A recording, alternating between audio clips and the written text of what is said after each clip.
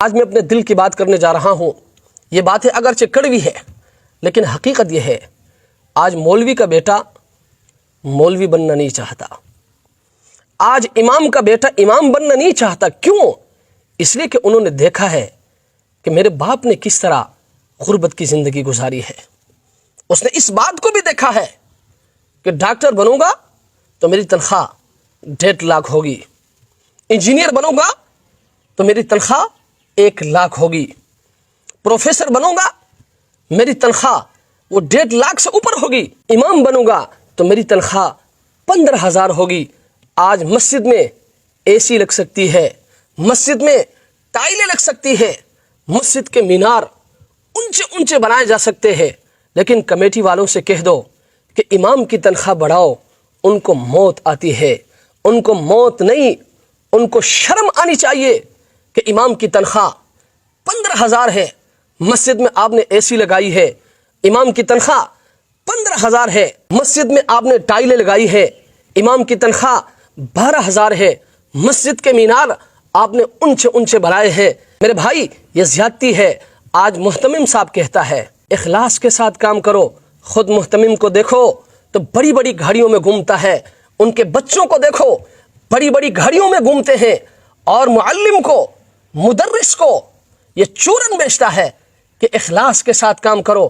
ہمارے اکابرین نے اخلاص کے ساتھ کام کی ہے. ان کی تنخواہیں 5 روپے تھی، 50 روپے تھی، 10 روپے پر وہ کام کرتے تھے، 75 روپے پر وہ کام کرتے تھے. میرے بھائی اکابر نے تنخواہیں نہیں گھٹائی ہے. آپ اکابر پر بات کر کے یہ ظلم نہ کریں، یہ بھی آپ کی زیادتی ہے. اکابر نے تنخواہیں نہیں گھٹائی ہے، اکابر کی تنخواہیں وقت کے معیار کے مطابق تھی. آئیے میں آپ کو دکھاتا ہوں. حضرت مولانا قاسم نانوتوی رحمۃ اللہ علیہ سوانح قاسمی کے مطابق آپ 10 روپے کے اجرت پر کام کیا کرتے تھے، اور اس وقت 10 روپے میں ایک بھینس خریدی جا سکتی تھی. آج کے حساب کے مطابق یہ تنخواہ تقریباً 1.5 لاکھ سے زائد بنتی ہے. آپ مجھے دکھائیں نا کوئی معلم ایسا ہے جس کی تنخواہ 1.5 لاکھ سے زیادہ ہو. آپ مجھے بتائیں نا کوئی مدرس ایسا ہے جس کی تنخواہ 1.5 لاکھ سے زیادہ ہو. آپ مجھے بتائیں نا، آپ مجھے دکھائیں نا کوئی امام ایسا ہے جس کی تنخواہ 1.5 لاکھ سے زائد ہو. اسی طرح حضرت شیخ الہند رحمۃ اللہ علیہ حضرت گیلانی کی کتاب کے مطابق آپ کی تنخواہ 75 روپے تھی. 50 روپے میں آپ گھر چلاتے تھے اور 25 روپے آپ دارالعلوم کو واپس کرتے تھے، اور اس وقت 75 روپے میں ایک پلاٹ خریدا جاتا تھا.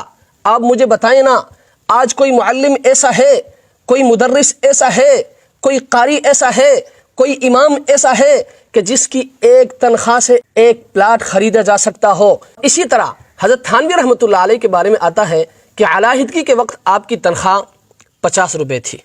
جب 500 روپے جمع ہو گئے تو حضرت نے فرمایا کہ اب مجھ پر حج فرض ہو گیا، یعنی 10 ماہ کی تنخواہ سے حج ممکن تھا. اور آج حج کے لیے کم از کم 13 سے 15 لاکھ روپے درکار ہے. آپ مجھے بتائیں نا کوئی امام ایسا ہے، کوئی معلم ایسا ہے، کوئی مدرس ایسا ہے جس کی سالانہ تنخواہ سے حج ممکن ہو. میرے بھائی اکابر نے تنخواہیں نہیں گھٹائی ہے، آپ نے نظام کو بدلا ہے. آج کا نظام کیا ہے؟ آج کا نظام یہ ہے کہ مہنگی مسجدیں، سستا امام، عظیم الشان مدرسے، محتاج معلم، لاکھوں کے چندے، ہزاروں کی اجرت، محتمم کروڑ پتی، اور معلم، مدرس، امام فاقہ کش.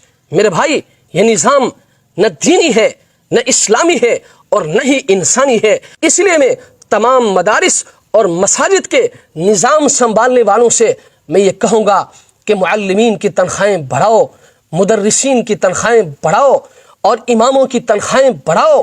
اکابر نے تنخواہیں نہیں گھٹائی ہے، آپ نے نظام بدلا ہے، آپ نے اخلاص کا چورن بیچا ہے. ایسا نظام نہیں چلے گا.